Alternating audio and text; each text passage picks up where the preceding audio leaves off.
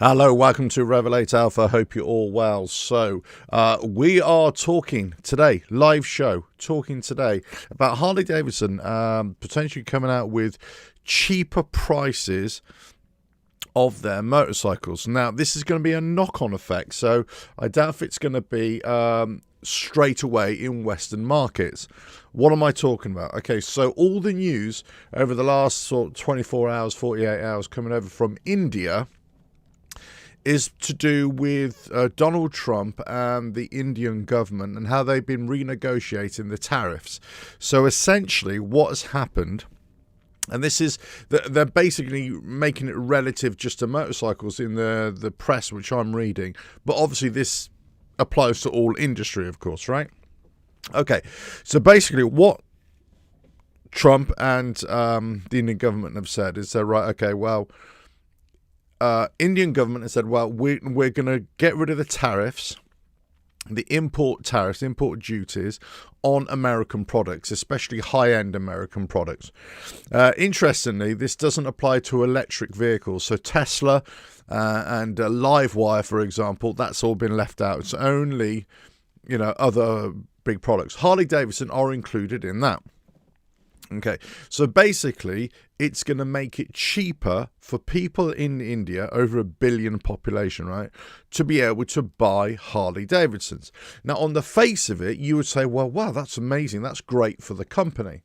Okay, there is a problem, however, because obviously these are still really expensive motorcycles. Even without the import tariffs, they're still incredibly expensive, especially for an economy or the cost of living, the living wage, let's say, for most people in India who just nowhere going to be able to afford to buy anything like this. That's why, cheap motorcycles are king over there, because, people can afford those.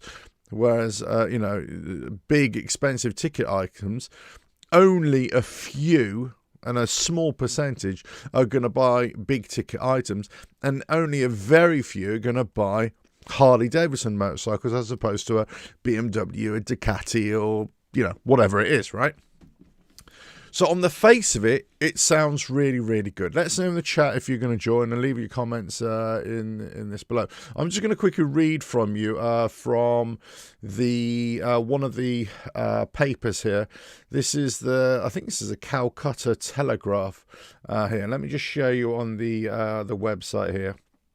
Harley Davidson bikes to get cheaper under India US interim trade deal. So this is only a temporary deal, but Tesla, they've been pushed out. Okay, so India will slash tariffs on high-end American cars to 30% from as high as 110%, eliminate duties on Harley Davidson bikes on an interim trade pact, an official said.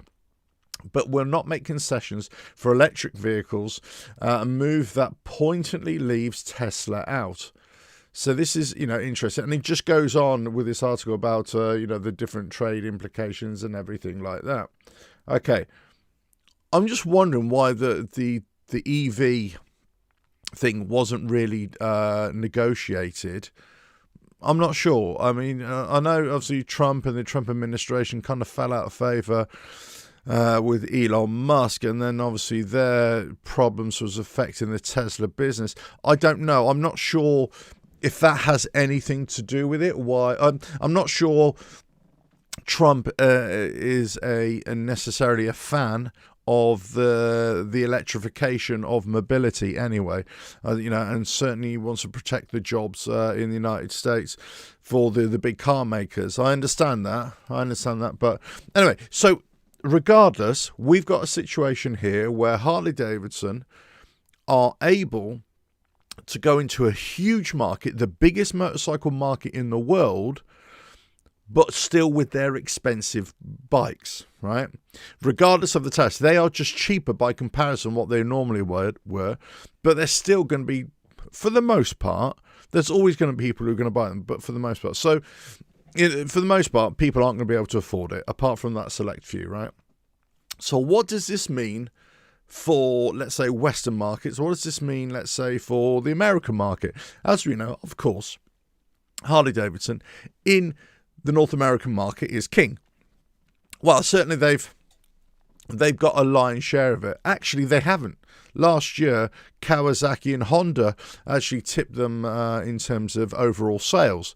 But, okay, let's just put that aside. Their biggest market, let's say, for Harley Davidson, the biggest market, as we know, is the United States. Closely followed, I would say, by Canada as well. But if you put those two countries together, or those two markets together, and thereafter it's going to be Europe, right? Collectively, Europe as a big market. And include United Kingdom in there, although we're not technically part of Europe. You get the point, right? So what does this mean? Well, this means that possibly within this trade deal, there's going to be a knock-on effect where, let's say, products from India going into the United States are going to be a little bit cheaper, reduce those tariffs on that. It's an interim deal, so it really depends. So the knock-on effect will be it may not even affect motorcycles, but we've got to talk about raw materials. We've got to talk about where products are made around the world and where they're imported to companies like Harley Davidson. And if those products or components coming into the country to be assembled in the United States, whether they're subject to tariffs and will they be subject to reduced tariffs in some kind of deal. So the knock-on effect here will be the cost to Harley Davidson or companies like Harley Davidson to import these products, import these raw materials or these smaller components from wherever they come from, whether it's China, wherever it's India, wherever it's from, Turkey, whatever it is. They should be cheaper to produce. So the knock-on effect is that the unit cost of each individual motorcycle in the United States or wherever they are produced, let's say Thailand or whatever, Brazil, India, whatever it is, in the past, they will be cheaper to produce. Therefore, there's a potential for those prices to come down to you, the end user, the buyer. Okay. A big if, right? This is a big if. I would give you that. Because, let me just put the live chat on here. I think I might. Michael, hello. Thank you for joining here. Harley was always a luxury brand. It is. For some reason, I don't know why, I can't get the live chat on my system to appear on the screen. But I am reading them out as soon as I come out. Yeah. Harley Davidson, we know, are always going to be a luxury brand. In fact, they've positioned themselves even more so over the last few years to be that luxury brand, to be that brand that is out of reach of most people. I'm talking about brand new motorcycles, not used motorcycles, of course. It always goes back to what I always say about Harley Davidson. I own one. I'm a rider. I'm a fan. I'm just not a fan of their strategy over the last few years in terms of hardwire. I'm not a fan at all of their pricing. I'm not a fan of their reluctance to offer Harley Davidson riders or even fans or potential new customers the options for really cheaper motorcycles, or much cheaper motorcycles. Okay, I know people come back at me at the Nightster and things like that, but many people don't like those, and I'm one of those. I don't particularly like it as a motorcycle, so you need to offer more. We talked about this Sprint, so on and so forth. So this is the interesting thing here with the Sprint. Okay, that was supposed to be a $6,000 motorcycle if we ever see this thing. I mean, at this stage, if anybody's got information exactly when this thing is supposed to come out, let me know, because, we're waiting on news, and you kind of think, well, Harley Davidson did exactly the same thing a few years ago when they were talking about the Pan America and the Bronx. They leaked information a bit too early. And then they had this big presentation of the Pan America and the Bronx, and they took it on the road to show the prototypes. And then we never saw the Bronx, right? So whilst they haven't done the same with the Sprint, they have kind of given that information out there. But, of course, they haven't released any further information. So the knock-on effect of this Trump deal with India is that if a lot of the components for that Sprint or cheaper motorcycles that they may produce in the future for the American market or European market, well, actually, that could be because they're coming from India. those motorcycles or the parts might be coming from India. It might be built or assembled in the United States, but at that price point, $6,000, you would imagine it's got to come from foreign shores, or the components. Who have they got a deal with in India? Well, Hero Motorcorp, one of the biggest motorcycle manufacturers in the world. How many motorcycles they sell a year? I don't know, 4 or 5 million or whatever it is, something ridiculous like that. You know, I think they're the second largest motorcycle manufacturer in the world behind India. So it's an interesting thing here, is that to be able to fund the low price of the Sprint, actually the Trump deal with India might work in their favor, because there might be a reciprocal alleviation of tariffs of Indian products or components or items manufactured in India to come over. You see where I'm going with this in terms of cheapness. This obviously could have a knock-on effect in terms of what other components come from India to go onto the main motorcycles as well. Tariffs are always going to be a big thing for all industry. What Trump has done is created a massive global backlash in terms of tit for tat, and it's in many ways it's unclear whether the tariffs for the American market is actually beneficial in the long run, because you can always have short-term gains, but it's long run. Now, obviously, the United States is suffering in terms of economy, lots of things, food prices, all that kind of stuff as well. And it takes a long time for businesses to ramp up production in your own country. But the key factor here is unit cost.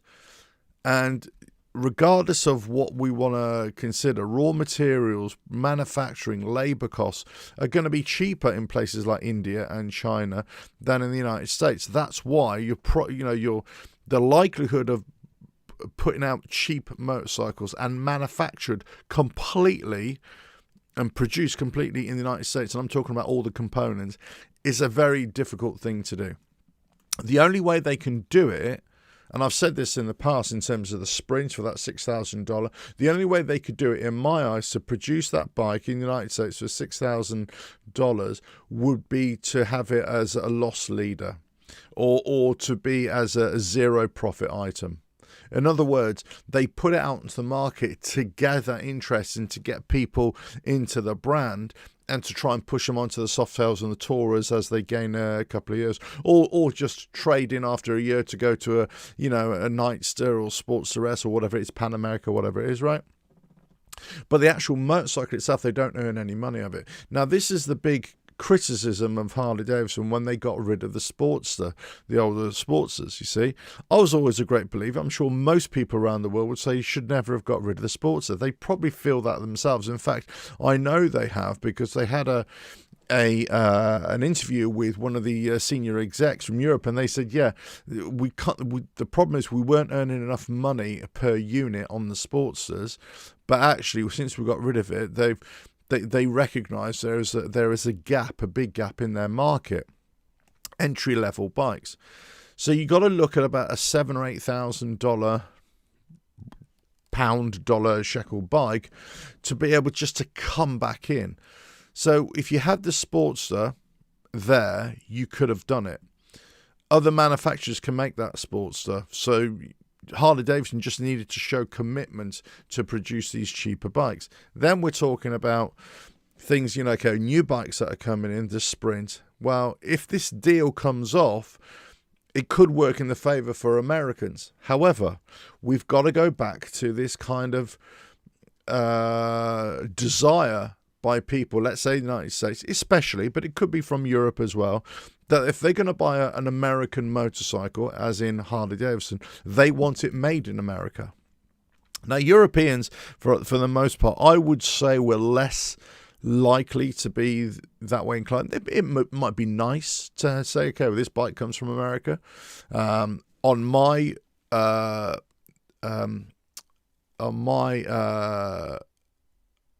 frame, the stamp, the VRN is actually from the United States, my bike. But I think as mine was the last year that it actually came from the United States, before all the European bikes started coming over from Thailand, you see. But for the Americans, obviously, they're not going to stomach a bike that comes from, from India or from Thailand. There's a big, it'd be interesting to see how many Nightsters and Sportsteresses and so on and so forth were that moved the production over to Thailand, how many were shipped back to the United States and how many were sold. We never really get those figures. I doubt it will be that much. Now, it could be, but again, you're talking about at the cheapest a $10,000 motorcycle where there's potentially better options on the market. Again, it really depends where you see these things. In terms of the future for Harley Davidson, in terms of pricing, then it's all about their unit costs and how can they reduce their unit costs. So a lot of it will be, where are they sourcing these components from?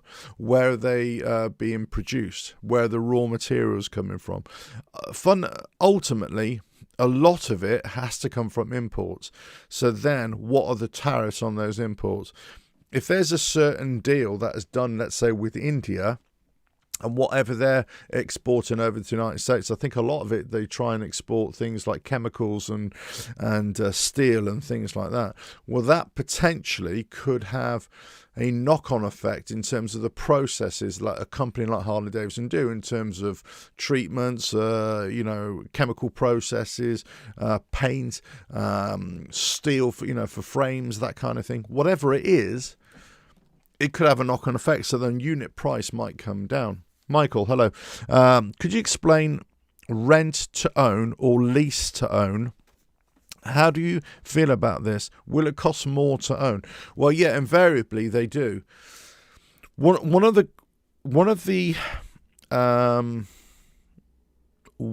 the benefits of any kind of investment in a motorcycle, in terms of you're just buying on some kind of lease scheme or rent scheme or whatever you want to call it, right? One of the benefits is that you don't have to put a lot of money down as well. And you can just buy that bike brand new. You don't have to put a lot of money down in terms of initial cash purchase, but you'll pay a substantial fee a month for the privilege, in many ways, of owning a motorcycle, which you can ride around on. The benefit is that after, let's say, a year, you can just keep on renewing your deal, changing your deal, and you can just keep on getting a brand new motorcycle, right? Or every couple of years. There are problems with this, though. First of all, a lot of these deals are subject to the bikes not being interfered with, not having any damage to them. So you could say that the value of the motorcycle when you decide to trade up is actually reduced. So you're going to have a shortfall in when you want to go on. So let's just say you've got a motorcycle that you're paying £300, shekels a month for, in terms of payments, but you never really own it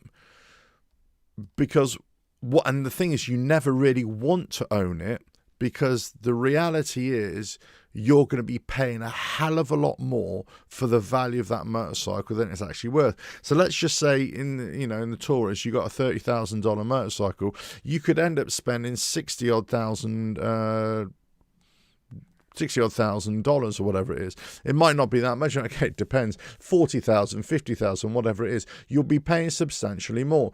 The more that you buy for a bike or lease a bike, the greater that end repayment is going to be. However, the benefit is that you never see it for the term. You never try and buy the motorcycle outright on one of these deals. What you do, you just lease it, so you're never owning it.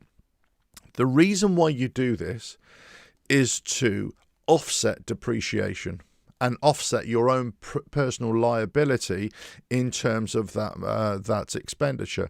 So in other words, when you buy a motorcycle for a cash price, a brand new motorcycle, you're immediately subject to depreciation. So as soon as you ride that motorcycle away from the dealership, or a car off the dealership floor, whatever it is, you're going to lose a couple of $1,000s. And then every time you put miles in it, you drive it a little bit more, it depreciates even more year by year. So when you want to try and sell it or trade in they're going to give you a much worse deal. So you're going to lose money. Now, the way you offset depreciation is that you buy a brand new motorcycle, for example, and you try and get the best deal that you can, but you keep it for 15, 20 years. I mean, I've done that with cars and everything like that. You know, I could buy a brand new car, I offset it, but I don't get rid of it. I just keep it, and I keep it. Come what may, I keep that car for 15 years. Then you just you're getting the depreciation is not a factor because you've had it for so long. But if you're constantly wanting to change your bike or car every year or every couple of years just to keep up with the modern tech, right? Buying is the worst thing you can do. You need to lease it. Now, it's going to cost you quite a lot of money at the same time, but at least you won't be held on to that depreciating asset, and you could always just go in for a new deal. Here's the big problem, though, with the leasing route, if you will, is that the cost of leasing has gone up over the last few years, right? Whereas before there was lots of cheap deals, or the cost of borrowing was a lot less. Actually, it went up. It's starting to come back down a little bit now, but it actually went up and up and up. So the cost of leasing, the cost of doing one of these deals with your dealership, just went up and up and up and up. So actually, you're paying even more. So you're trying to offset the depreciation of a vehicle that you might be riding or driving, but actually it works out to be the same. So regardless, if you haven't got the money to make a cash purchase, you're going to have to be forced to do a lease deal if you really want that bike, let's say, and it's going to cost you a lot of money. So the cost on a monthly basis might be prohibitive. So it might have gone from, let's say, £200, dollars, shekels, 300. It might have jumped up to 500. Well, for a lot of people, that's just way too much, right? But it's still a lot less than, trying to find 30,000 just for a one-off payment, and then you're losing 2,000, two and a bit thousand pounds, dollars, shekels every year. So again, it really depends where your finances are at. But that's why the leasing agreements have been so popular over many, many years. And that is actually why manufacturers, car manufacturers, motorcycle manufacturers have been able to remain afloat, because people have been able to afford brand new motorcycles with these lease agreements, right? Because the payments have been less. It's no surprise that when those leasing agreements start to cost more and more, the amount of lease purchases actually dramatically reduce. This is not just in the motorcycle world. This is all over the automotive industry. You just take a look at the car industry. You just take a look at the truck industry. Exactly the same. Until certain manufacturers started making available really inexpensive or should I say really affordable cars for either leasing or for cash purchases. And unfortunately, or fortunately, depends which way you look at this, these manufacturers are not from the United States, and these manufacturers are not from Europe. They're all from China, and they're all from India. Those are the ones who can produce an item for minimal cost, good quality now, much higher quality than they've ever been. In fact, they are on a par in terms of quality now. Fantastic bikes, machines, and that you can buy them cash purchase for a lot less than you could ever do before. So it comes back to what I've always said about cheaper motorcycles. If you can buy now a motorcycle as a young person, a 300 or 400cc motorcycle for about £3,000 or £4,000, dollars, shekels, whatever it is, with some help from others, or you go to a bank, to get that money, or if you even get a lease agreement on that motorcycle, it's not much at all. Now, of course, a younger person is going to have a problem getting credit, of course, but in terms of anybody else or getting that money, it's going to be a lot easier for you to do that on a £3,000, £4,000 item or dollar item, as opposed to a $30,000 or $15,000 item, whatever it is. So that's the difference. That's the difference now, that all of a sudden we are starting to get cheaper motorcycles available and cars. Certainly in Europe we are. It's whether you like that brand. It's whether you like that, it's whether you like that product at that pricing. So again, this depends on your preferences, your financial situation, what is on the market, and what the cost of borrowing is as well. You take a company like Harley Davidson, they've got their own financial arm to it. In fact, quite a few manufacturers have got their own financial arm to it. Other manufacturers have been doing great incentives, offering great incentives for purchasers over the last couple of years. Off the top of my head, Suzuki have been doing some great stuff in terms of offering some great deals, great incentives in terms of 0% leasing deals or very minimal, very low percentage offers, or extending warranties or extending service packages and all this sort of stuff, just to make it more kind of attractive for you to go and buy one of their motorcycles, and even one of their high-end motorcycles. So it can be done, but it really depends. Hi, Philip. Hello. Woodacre. Hello. Thank you for joining. How many 2026 bikes will be in the showroom floor in 2027? Well, you could say the same for 2024, 2025, and now 2026. There's a lot of cars, motorcycles that are just not being sold, right? You ask any car dealer in the United Kingdom about the state of the industry, and they're going to be scratching their head wondering what the hell are we going to do, right? Unless they start looking at these Chinese imports and these Indian imports, let's say, and think, okay, well, yeah, maybe we need to start thinking about that. But the problem is, you've also got to look at the future, the long-term future, not the immediate future, the long-term future, because what they're doing, they're coming into the European market, but also into the American market, hopefully, well, for them, they're hopefully, to take over the market. They're undercutting. Now, it really depends in the future when they've got the market, just as the Japanese did in the 70s, 60s, late 60s, 70s, to the British motorcycle manufacturers. They come in, undercut it, took control of the market, and then their own prices start to develop thereafter. So in terms of bikes for 2026 going into 2027, well, hey, watch your space. How many people are going to be buying the higher end bikes? So this is I suppose not yours, our reality. And this is what I've always said in the last sort of couple of years, and this has been borne out by statistics, is that the higher end motorcycles or price motorcycles are not going to be sold as much, and those are the ones that are going to be left on the showroom floor. Most likely, the cheaper motorcycles and more affordable motorcycles, those ones that are perceived to have a lot more fun, a lot more finance-friendly mobility, if you want to call it that. Those are the ones that are going to shoot out the showroom floors. Those are the ones that people are going to say, yeah, I love that, I'll buy that, right? Because people are looking at deals. People are going to want to go for those bikes. I suppose you've got to look at trends. You've got to look at what people are going to be riding motorcycles. But those are the ones. It'd be the more expensive ones that are not going to shift, and so on and so forth. So Cruising, hello then. What up, Revelator Alf? Hello there, mate. How are you? From Southern California, I believe Harley's peak has come and gone. That's why I'll stick to the used market. Harley days are numbered. Look, again, one thing I've said always is that if you want a Harley Davidson or you want any motorbike and you can't afford it, go into the used bike market, because you'll find them. You'll find they're there, right? They're there to be had. So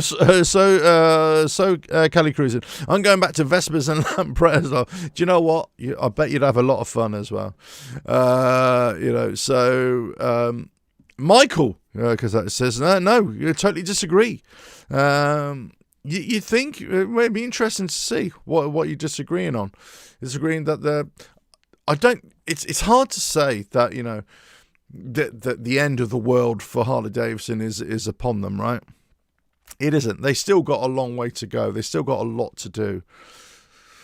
But I think, as I've said this in the past, it's going to be interesting. It's going to be very interesting to see how a company like Harley Davidson, but not just them, other brands, if they don't change, how will they fare?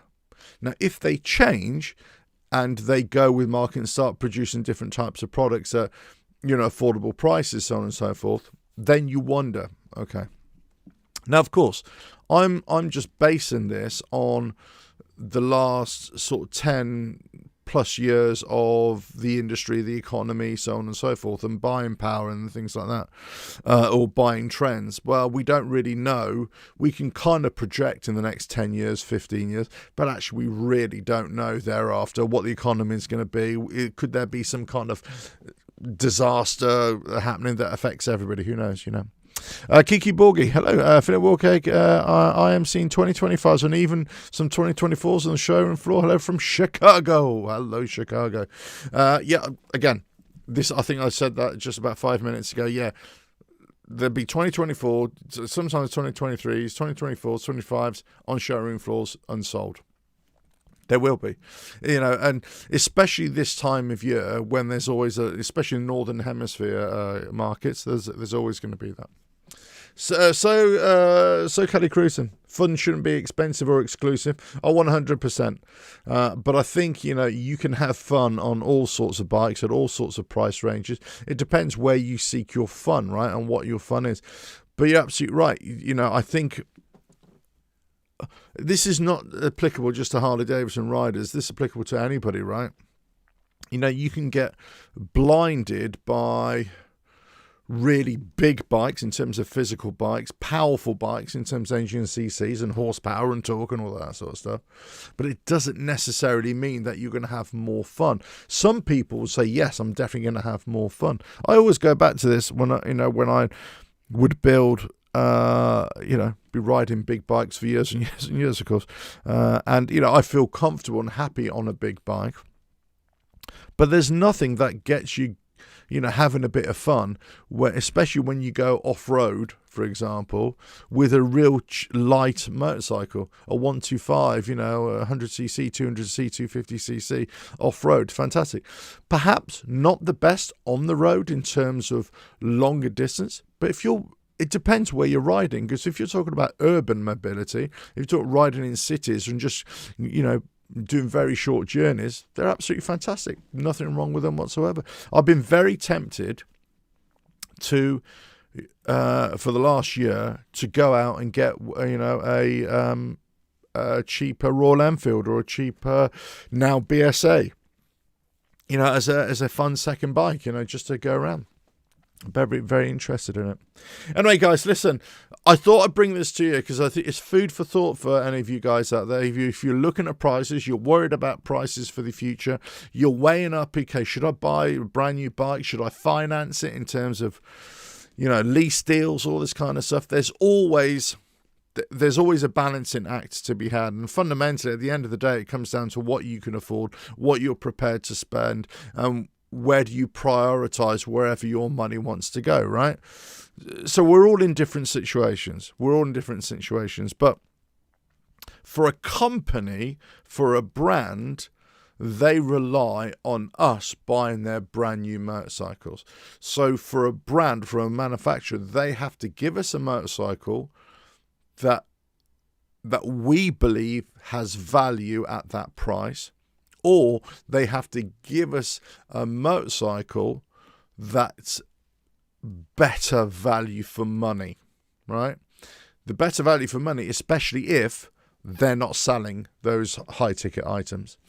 We'll have to see, but in terms of, let's share what's just happened in India. The tariffs have gone, the bikes are going to be cheaper, but they're also saying it's not going to make, this is their press over there, they're saying it's not going to make any difference really to the number of sales of Harley Davidsons in India, because they're still really expensive bikes. So this is the issue. Let's just say, for example, okay, I'll give you a classic example, right? Classic example. This year, 2026, Harley Davidson, for the bikes, they offered that solo option, right? So you could save yourself a couple of thousand, right? And it only came in grey and all that kind of stuff, right? So we know those, So you can save yourself a couple of thousand. So you think, okay, would a couple of thousand get me to buy this bike? And you kind of think, oh, well, for some people it might, right? Oh yeah, I'm saving $2,000 here, £2,000, 2,000 shekels, whatever it is. I'm going to buy this bike for it. But then if you think, okay, well, actually, does this solo option bike suit what I want out of a bike in terms of, dual seat, in terms of pillion pegs and, all that sort of stuff?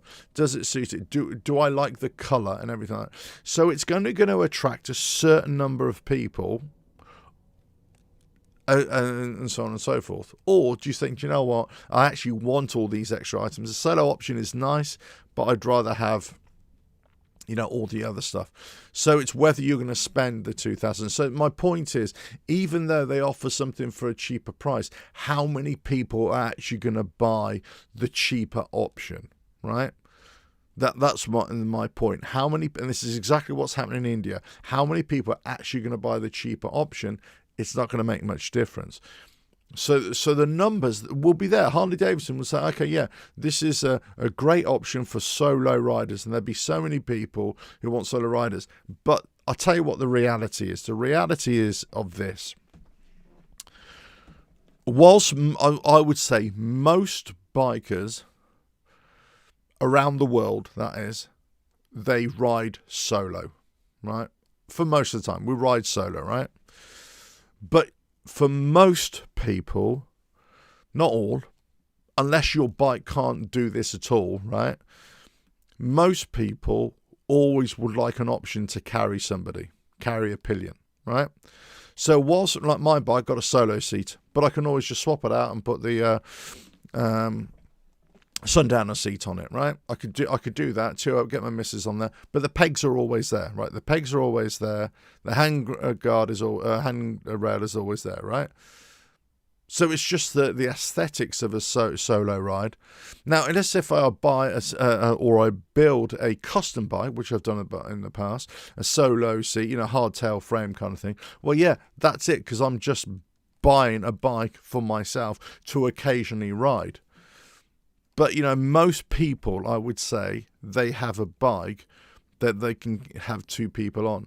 So the solo option, I don't think is going to generate many, many sales. Or what you'll find is that people will buy those bikes and then they start adding things to them so that they can carry other passengers, and another seat, for example.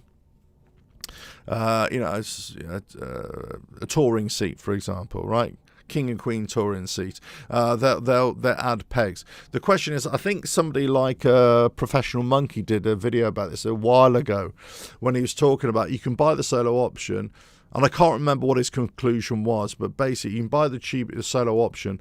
You can add these things to make it a dual, biker and a pillion rideable bike, and you'll probably be. Forget about the paint, right? You still have to stick with the grey paint, but you probably save yourself some money, because the argument he was putting, and I agree with it in this case, is that most people at some point they're going to be changing all these on their bikes anyway, right? They're going to be changing their seat, they're going to be changing bars, they're going to be changing whatever it is.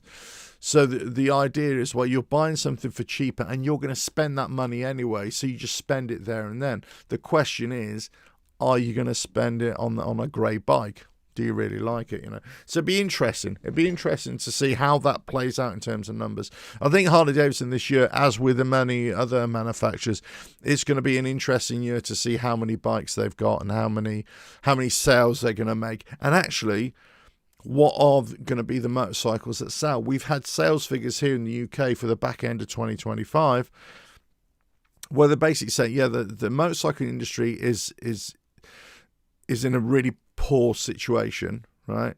But it's starting to get a little bit better, But the only reason it's getting a little bit better is because it's for the sale of cheaper motorcycles. That's the only reason. The mid-range and high range, or mid-level and high-level costing bikes, they're still not selling at all. So there we go.